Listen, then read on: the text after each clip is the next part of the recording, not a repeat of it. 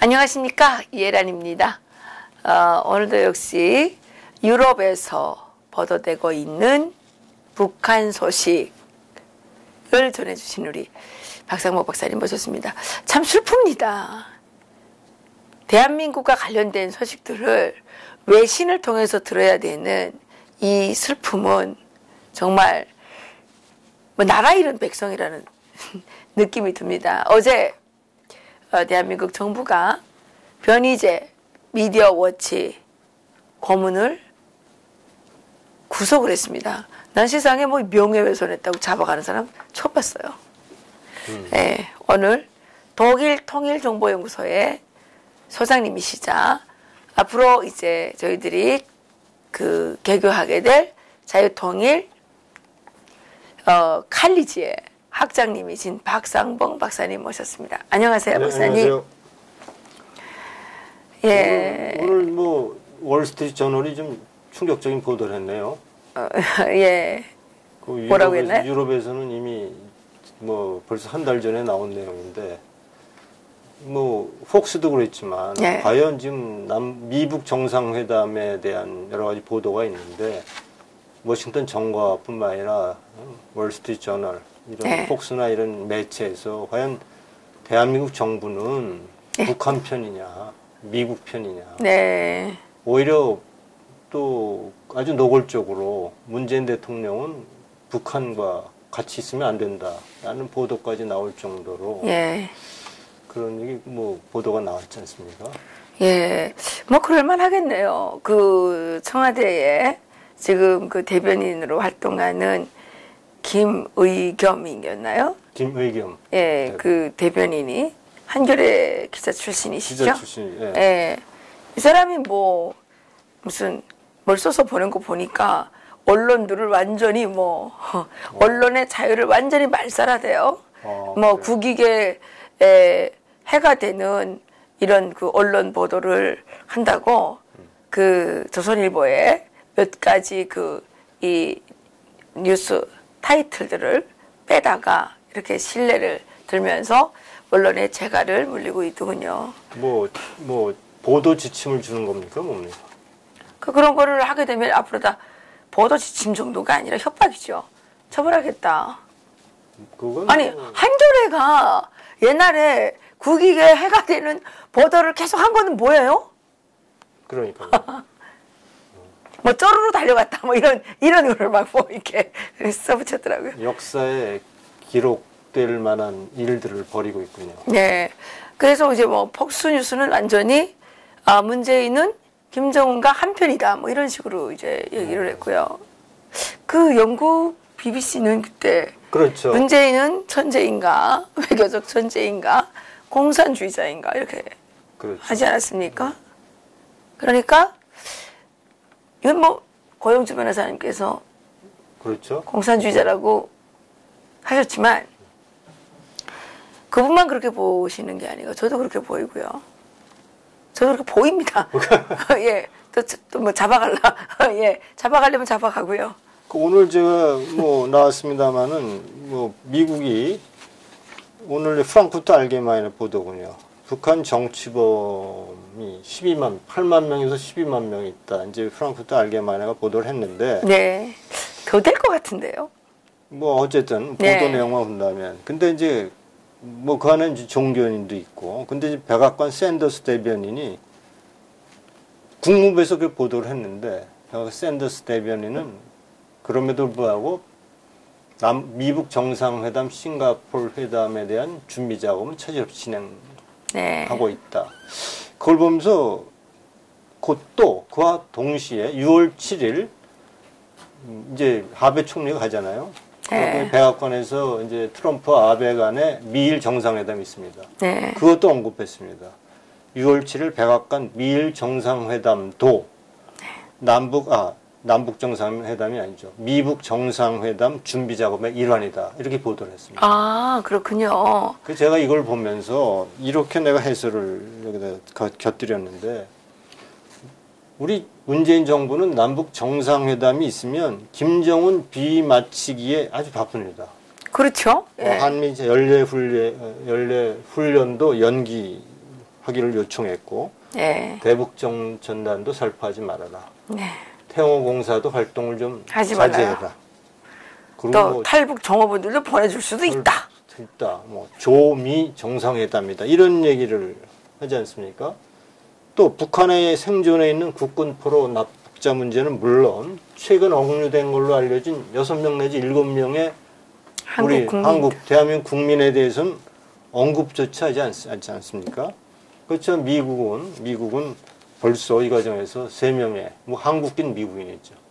벌써 억류된 것을 풀고 이제 미국으로 우리가 뭐 불러왔는데 그때 장면은 뭐 새벽에 왔는데 그 앤드루스 공항에 공군기지에 태극기나 성조기를 딱 크레인으로 만들어 놓고 그 새벽에 말이죠. 대통령, 부통령 부부가 가서 한국계 미국인을 만난 걸 보십시오. 미국을 사랑할 수밖에 없을 것 같아요. 그러니까요. 그런 정말 조국을 위해서 어쨌든 국민의 한 사람까지도 보호하는 그 어떤 열정과 그 책임감, 애국심 그런 나라에서 살고 싶죠. 정말 군인이라든가 시민들이 미국을 위해서 싸우지 않겠습니까? 그러니까. 근데 뭐 우리나라는 이제 잡혀간 지 이제 10년 거의 되오는 분도 계세요. 그런데 뭐 언급도 안 하고 잊혀진 사람들이죠. 그렇죠. 예. 그런데 좀 서글픈 것 같아요. 예, 그런데 그 감옥에서 가장 어려운 게 그 사람들이 거기 뭐 고문도 받고 그런데 북한의 그 개헌원들이 네. 계속 바깥에서는 너를 다 잊어버리고 있다. 맞아. 그 지난번에 우리 보도 한번 했죠. 그렇죠. 심리적인 고문이 가장 큰 어려운 고통이었다. 또 그 아까 얘기했던 우리가 얘기했던 과연 남한 정부는 미국 편이냐 북한 편이냐 이게 이제 우리 한번 볼까요? 네. 이 만평이 하나 실린 베를리너 짜이팅입니다. 베를린에서 발행하는 신문이 이제 이렇게 보도를 했어요. 이게 이제 트럼프가 있고 저기는 이제 쥐트 코리아 남한 대통령이 벽에 갔다 이제 부닥친 겁니다. 달리다가 그래요. 급제동을 한 겁니다. 이제 벽에 가서 붙었군요. 네, 그러니까 내가 이제 트럼프 대통령이 얘기하는 겁니다. 내가 급브레이크를 밟았는데 어쩔 수 없었어. 예.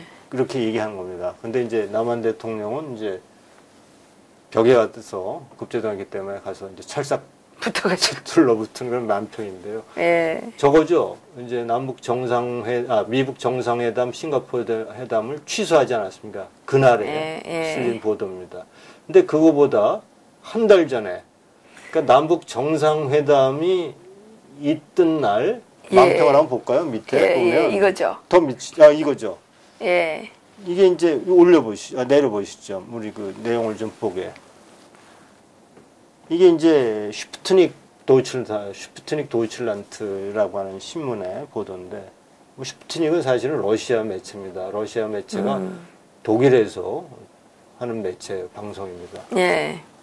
이거 볼까요? 20볼트 니 아이는 크릭 그러니까 이제 문재인 대통령이 이렇게 해요. 나는 전쟁을 절대로 원하지 않는데 저 뒤에 줄무늬 양복의 사나이가 나를 전쟁으로 몰아가고 있네요 하고 김정은한테 얘기한 겁니다.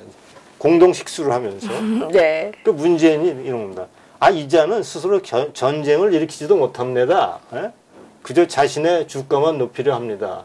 이렇게 이제 맞받아친 겁니다. 아유, 그 심리를 아주 잘 읽었네요. 그러니까 이제 남북 정상회담을 한 그 날에 독일의 매체가 왕따시키는 트럼프 대통령을 왕따시키는 남과 북이 공동 식수를 하면서 트럼프 대통령을 왕따시키는 걸 이미 보도한 걸 보면 어저께 월스트리트저널이 오늘인가요? 어저께 한 거예요. 그렇죠. 폭스뉴스. 네, 폭스뉴스. 지금 미국에서 이제 언론들이 대부분이 이제는 그렇게 뭐 보고 있는 것 같습니다. 그래서 이게 자꾸 이런 식으로 자꾸 나가다가는 정말 한미 동맹도 참 우려스럽고 또 최근에 보월 벨이라고는 전 주한 미군 사령관 보월 벨. 벨. 예. 충격적인 얘기 하지 않았습니까? 주한미군은 한국이 필요할 때만 있겠다. 한국이 원하지 않으면 떠나겠다 얘기한 거 아닙니까? 근데 그 말과 최근에 문정인 대통령 특보의 반응을 보십시오. 네. 문정인 특보는 공공연히 얘기하지 않습니까? 주한미군 필요 없다. 네. 한미동맹은 더 이상 필요 없다. 이런 식의 얘기를 하는 거 보면 참 거기다가 이제 우리가 최근에 이제 트럼프 대통령이 싱가포르 정상회담을 다시 되살리면서 한 말이 있지 않습니까? 네. 북한은 잠재력이 대단한 나라다. 북한은 언젠가는 남한에 버금가는 경제적인 풍요로운 나라가 될 것이다. 맞습니다. 그렇게 말씀하셨습니다. 이걸 한번 볼까요? 이걸 한번 우리가 가상 좀 미래를 한번 시나리오를 보자면 남한은 대통령 특보 그리고 이 현상 자체가 반미 트렌드로 가거든요. 네. 북한은 그동안 그렇게 미워하고 했던 증오했던 미국 패권주의에 대한 를 좀 더 너그럽게 봐주는 모양으로 가고 있거든요. 네. 오히려 친미적으로 가고 있다. 그럼 과연 나중에 미래에 어떤 모습으로 우리가 비춰질까요? 네. 우리가 오히려 주한미군은 철수하고 주한미군이 북한에 주둔하는 건 아닌가 하는 또 우려가 되거든요. 왜냐하면 미국은 이제 중국을 견제해야 되고 그럼 중국을 그렇죠. 견제해서 가장 최적의 입지가 오히려 북한 아니겠습니까? 예. 국경을 맞대도 있고. 예. 근데 우리가 이제 최근에 나와 있는 체제 유지, 북한이 김정은이 체제 유지를 해달라는 거 아닙니까? 북한의 체제 유지 얘기는 곧 자신을 보호해달라는 얘기인데. 그렇죠. 자기 살려달라는 거죠. 근데 그거를 현실적으로 어떻게 가능해요? 한번 예를 들어서 핵을 포기하지 않으면 미국을 비롯한 국제사회의 대북 제재 때문에 김정은이 죽어야 되고 핵을 포기하면 북한 주민들한테 죽어야 북한 되고. 주민한테 죽여야 되고. 네, 맞아요. 이러한 딜레마 속에서 어차피 죽어야죠. 딜레마 속에서 체제 보장을 해주는 방법은 뭐겠습니까? 죽이는 거죠. 체제 보장을 해줄 수 있는 방법은 미군 특수부대가 평양에 들어가서 주석궁인데 뭐라 그러죠? 지금도 주석궁인가요? 주석궁이죠. 김정은 주석궁을 지켜주는 겁니다. 그런 방법뿐이 없죠. 그렇게 되면 김정은은 죽지 않겠죠. 그렇지만 핵 문제 해결되고 평화가 정착되고 인민들에게도 자유가 주어지고 평양을 지킬 필요가 없는 거 아니에요? 자유통일도 가능하고 그야말로 진짜 평화죠. 그러네요. 그렇게 한번 네. 생각해 보겠습니다. 예, 그 트럼프 대통령의 특별 경호대가 김정은을 지켜준다는 그게 아주 재미있는 발상인 것 같습니다. 그러면 좋은 거 아닙니까? 트럼프 대통령 말을 잘 들어야 되겠네요. 그러니까 제가 보기에는 이제 김정은의 입장에서도 여러 시도를 해보지 않았습니까? 남북 정상, 그렇죠. 문재인 대통령에게도 SOL을 쳐보고 시진핑에게도 SOL을 쳐보고 그렇지만 사실은 뾰족한 대안이 없는 겁니다. 맞습니다. 결국은 이제 글쎄 트럼프 형님께 가는 수밖에 없는데 형님이 아니라 거의 아버지 아니에요? 아버지죠. 아버지도 큰할아버지 같았죠. 큰아버지 정도. 큰아버지. 김정일이랑 나이가 거의 김정일보다는 나이가 조금 어리시더라고요. 그렇죠. 70세가 넘었죠, 어쨌든. 예, 46년생인가? 그러실 거예요. 예. 그러니까 그렇겠네요. 그것이 이제 가장 좋은 시나리오 같아요. 그것이 이제 평화적으로. 예. 그럼 우리도 이제 평화를 정착시킬 수 있고. 예. 그렇지만 이제 다만 그렇게 되면 우리가 좀 문제죠. 김정은을 평화적으로 제거하는 게 가장 중요한 그렇죠. 평화 대책이죠. 근데 평화적으로 제거해야 되겠는데 지금 문재인 대통령이 대한민국을 평화적으로 공산화하고 있으니까 이게 문제죠. 평화적. 평화적. 그러니까 우리가 그래서 콜 총리는 늘 평화는 자유와 함께 쓰지 않는 평화는 가짜다라고 늘 이제 얘기를 했는데 사실은 그동안 평화회담, 평화협정이 체결된 이후에 뭐 히틀러라든가 네. 또 베트남이라든가 네. 이런 그 전쟁이 일어난 상황을 보면 사실은 평화라는 것은 독재자에게는 아무런 의미가 없죠. 그렇죠. 그냥 뭐 종이장 한 장에 불과하기 때문에 거기에 대해서 우리가 좀 많이 좀 생각을 해봐야 되지 않겠나 이렇게 생각을 합니다. 사실 뭐 북한은 평화로워요. 300만 명이 굶어 죽어도 아무 말도 못하고. 평화로운데 이제 안으로 쌓이는 거죠. 그 불만이. 평화롭죠. 평화롭죠. 그 이상 평화로울 수가 없죠. 자, 그 2월 12일 날 네. 싱가포르 회담이 지금 뭐 준비되고 있다고 하는데 어떻게 네. 생각하세요? 열릴 것 같아요? 아니면 뭐 글쎄요. 그 트럼프 대통령께서 요구하시는 수준의 그 회담 조건을 집행하지 않으면 어려운 거 아닐까요? 그렇죠. 예. 그런데 지금 트럼프 대통령께서는 핵 5개를 어쨌든 니네가 몇 개인지 모르지만 5개를 테네시로 가져와라 이렇게 하지 않았습니까? 그런데 오라는 핵은 안 가고 지금 김정철이가 간다는 거 아닙니까? 그러게 말이에요. 대신 그래서 이제 김정철이가 얼마나 외교를 잘할지는 모르겠으나 김정은이는 핵을 보낼 생각이 전혀 없고요. 왜냐하면 김정은이는 벌써 한 번 또 거짓말했습니다. 어뢰 공격. 풍계리 풍계리 핵 갱도를 폐기한다 그러면서 거기 있는 사람들에게 지시를 한 게 앞에 있구만 그 폭발을 해라. 거기 철문이 두께가 60cm 되는 철문이 6개나 있는데 이 앞에 그 하나만 했다는 거예요. 그래요? 6개가 있어요? 6개가 있대요. 거기 그 좀 내용을 아는 사람이. 그러니까 이제 입구만 이제 조금 부스러뜨려 가지고 거기 이제 그 버럭이 쌓여 있는 거는 장비를 동원하면 3일이면 다시 재생 가능하답니다. 예전에 영변 냉각탑 폭탄이나 네. 비슷하다는 얘기네요. 이 냉각탑 그거는 폭발했으니까 냉각탑을 새로 만들어야 되는데 이거는 그냥 산을 그냥 조금 뭐 이렇게 했으니까 그것만 치우면 다시 갱도가 나타난다는 거죠. 근데 이제 지금 이제 독일에서 이제 보도된 내용을 보면 지금 팽팽하대요. 회의론 6월 12일 날 이제 개최될 것이다. 또 아니다. 해설했다. 이제 얘기를 들어보니까 전문가들은 이제 안 된다. 안 된다. 왜냐하면 일단 비핵화에 관해서도 비핵화 여기 이제 내용을 보면 심지어 어떤 내용이 있냐면요.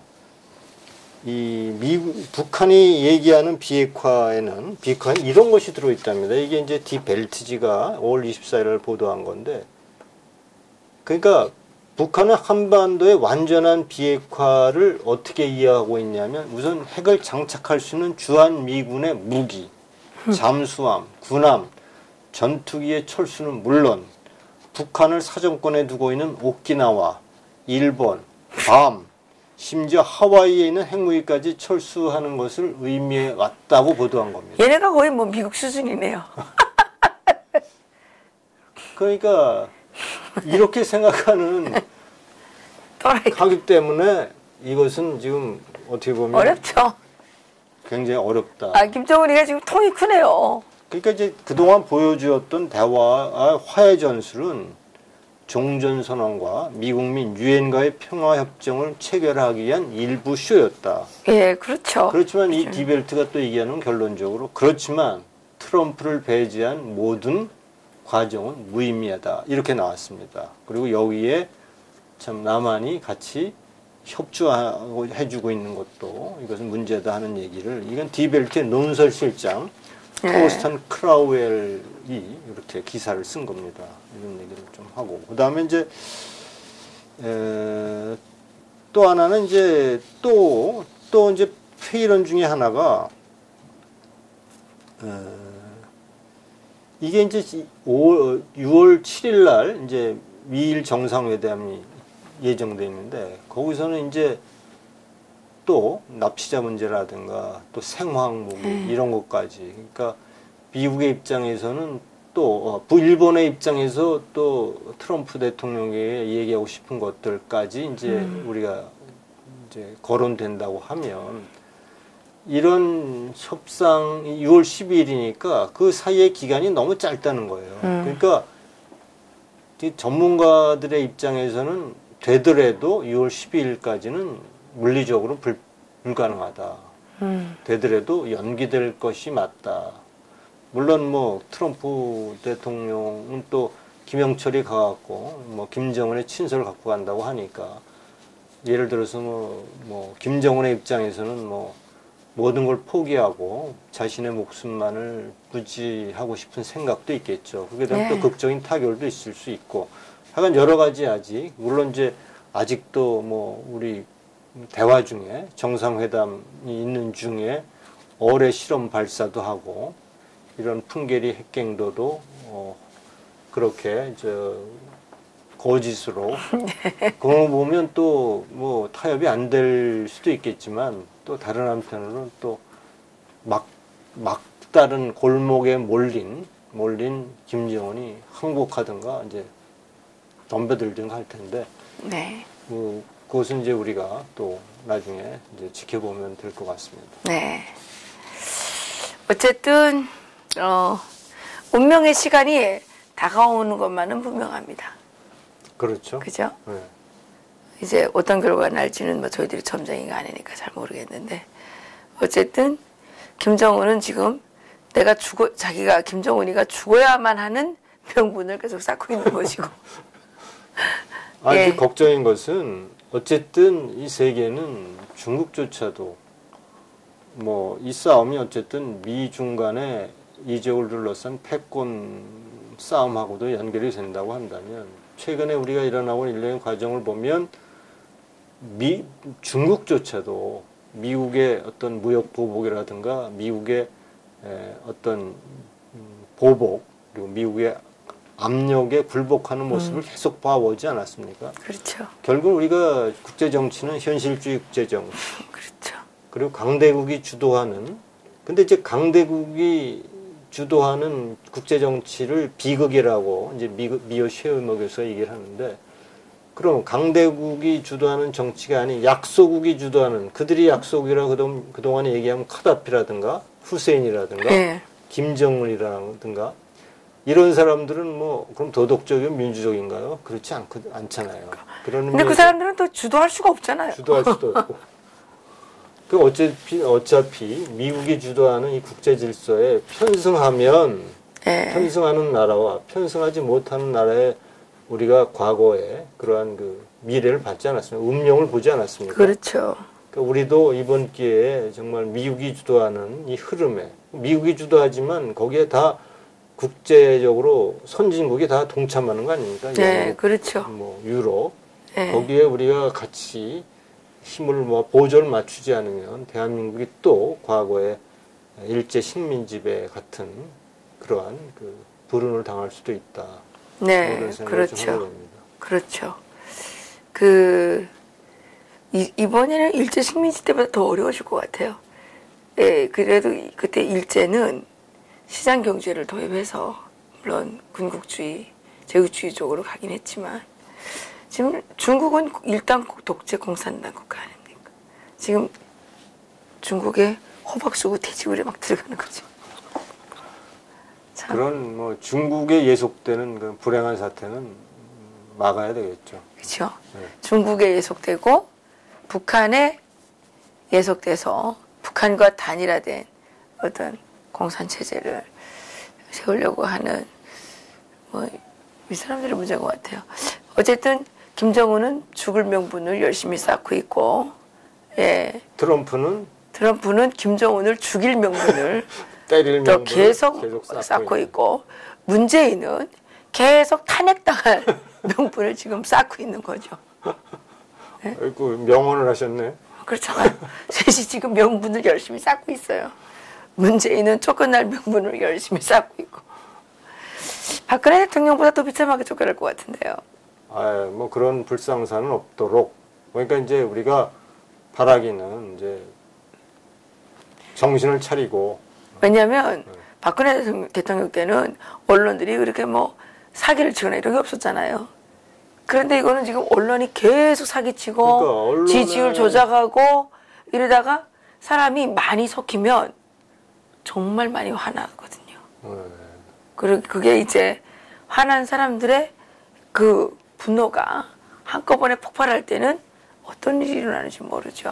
지금 문재인은 뭐 박근혜 대통령을 감옥에 쳐넣었으니까 지금 뭐 아주 자기가 뭐 기고만장해 있는데 요즘에 하는 거 보니까 뭐 38선도 그냥 아무 때나 막 대통령이면 막 그래도 되는 거예요. 그거는 뭐 막 아무 때나 막 가서 언론의 비판의 기능이 있지 않습니까? 언론이 정말 그 문제점을 제기하고 잘못된 걸 지적할 수 있는 비판의 기능, 사실 보도의 기능을 해줘야 나라가 건전하게 발전을 하죠. 이런 식으로 모든 걸 정부가 내리는 보도만 계속 그렇게 되풀이되면 그 나라의 미래가 참 암담한 것이죠. 근데 그렇다고 해서 그게 영원히 간다고 생각하면 착각입니다. 그렇죠. 북한이 언론 통제해서 지금까지 왔는데 김정은은 사실 제일 무서운 사람들이 북한 사람들이에요. 그렇죠. 자꾸만 무슨 일이 생기면 김정은은 북한 사람들의 돌에 맞아 죽든지 찢겨서 죽든지 발기발기 찢겨질 겁니다. 그러니까 이제 독일뿐만 아니라 유럽의 전문가들은 그렇게 얘기하는 겁니다. 왜냐하면 북한이 김정은과 김일성 때도 김정일과 김정은도 마찬가지지만 인민을 통제할 수 있던 유일한 고리가 핵이라는 겁니다. 핵. 그리고 반미주의. 네. 근데 이걸로 갖고 70년을 통치해왔고 이걸 갖고 북한 주민들이 배고픔과 그러한 고통과 억압을 감수해왔는데 네. 만약에 이것마저 없어진다면 이 사람들의 분노는 감히 막아낼 수 없는 폭발력을 가지고 그렇죠. 가진다 이런 얘기. 그런데 지금 문재인은 지지율, 지지율, 그다음에 적폐청산 뭐 이런 거 가지고 했단 말이죠. 그런데 지지율이 계속 거짓말 할 수는 없잖아요. 아니, 김정은 지지율은 뭐 얼마입니까? 김정은 지지율. 그러니까 뭐 한두 달은 몇 번은 속일 수 있지만 그렇게 앞으로도 계속 속일 수 있다고 생각하면 착각이죠. 그리고 언론 통제를 해서 언론을 통제하는 거예요. 언론인들이 스스로 그냥 용기 청과를 하는 거예요. 통제하는 거죠. 청와대에서 그렇게 막 뭐 처벌하겠다 이렇게 막 언론사를 상대로 협박하면 그거 통제하는 거 아니에요? 정부가 막았어도 그 예전에 언론인들이 막 그 사실 보도하고 그래도 그때 어느 정부에서 언론사를 상대로 처벌하겠다 이렇게 공식적으로 말한 적은 없잖아요. 그렇죠. 그죠? 뭐 감독은 했잖아. 뭐 감독은 하고 이렇게 하지만 그 무슨 공식적으로 언론에다 대고 처벌하겠다고 이렇게. 정확한 워딩이 뭐예요? 처벌하겠다 했어요. 처벌하다고 그랬어요? 네. 그러니까 협박을 한 적은 없죠. 그거 찾아볼까요? 그래요. 처벌했다고. 그럼 뭐 완전히. 처벌하겠다고 그랬어요? 독재로 획이죠. 독재로의 획이고 있을 수 없는 얘기죠. 그럼 그동안 박근혜 탄핵 때 그 많은 페이크 뉴스들은 어떻게 할 겁니까? 그러니까 지금 급하니까 부연이 잡아갔잖아요. 이거 미리 찾아놨어야 되는데. 어쨌든. 하여간 뭐 그렇게 공개적으로 언론사를 협박하는 것은 민주주의, 자유민주주의 사회에서는 있을 수 없는 심각하게 언론의 자유, 표현의 자유를 훼손하는 그러한 발상인 것을 우리가 다시 한번 완전히 처벌한다라는 그런 식으로 썼어요. 하여튼 그거 찾아서 나중에 올려드리겠습니다.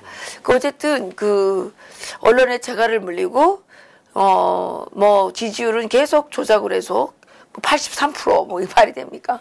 어쨌든 이렇게 해가지고 사람들이 생각 없이 지금 막 허허허 웃는 것 같지만 어느 날 실체를 깨달았을 때 그런데 국민들의 그 이 분노는 박사님 분명히 얘기할 것은 독재 국가일수록 지지율이 높은 겁니다. 그렇죠? 맞아요.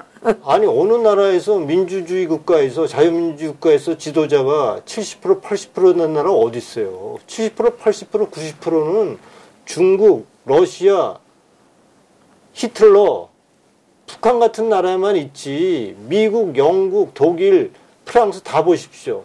대통령이나 총리가 지지율이 70%가 되는데 어디 있습니까? 맞습니다. 지지율이 70% 80% 된다는 얘기는 그걸 자랑하는 나라는 독재국가예요. 우스운 거예요. 어떻게 그런 아주 평범한 진리를 왜 국민들은 비판의식이기 때문에 자유민주국가에서는 절대로 50% 넘기 쉽지 않아요. 어디 창피하게 뭐 80% 70% 얘기를 합니까? 나는 독재다 이렇게 얘기를 하는 게 낫지. 그렇죠? 그렇죠. 독재라고 얘기하는 게 낫죠. 그럼요. 근데 이제 그 독재라고 얘기하는 게 낫는데 이 사람들은 독재가 아니잖아요. 말 그대로 민주화 투사들 아닙니까? 아 민주화 투사인데 왜 그렇게 북한의 독재에 대해서는 북한의 민주화에 대해서는 그렇게 관심이 없는 거죠? 이분들은 그러한 이 정부의 이분들은 자기들의 민주화만 관심이 있는 거죠. 자, 하여간 그 얘기는 어쨌든 네. 어쨌든 그렇습니다. 그래서 지금 분명한 거는 트럼프 대통령은 김정은을 죽일 수밖에 없는 명분을 쌓고 계시는 것 같고요. 김정은은 죽을 수밖에 없는 명분을 쌓고 계십니다. 우리 문재인 대통령께서는 전 세계의 지탄을 받아서 대통령직에서는 물론이고 그 어떤 사람 그분이 좋아하시는 사람의 대열에서도 출당할 수 있는 명분을 계속 쌓고 계시는 겁니다. 사람의 대열에서도 탈락당할 수 있는 명분을 계속 쌓고 계시는 겁니다. 말이 안 되잖아요. 자기 형을 백주대낮에 독살한 살인자와 껴안고 그게 뭐 하는 짓입니까? 저는 이해가 안 가서요. 네. 사람으로서의 명분을 계속 빼앗길, 사람으로서의 명분을 잃어버릴 수 있는 명분을 계속 하는 것 같습니다. 다른 네, 오늘은 뭐 이 정도에서 네. 마무리하도록 하죠. 네. 대한민국의 자유통일된 대한민국의 미래를 우리가 기원하면서 예. 오늘 방송은 여기서 예, 마치겠습니다. 예, 고맙습니다. 고맙습니다.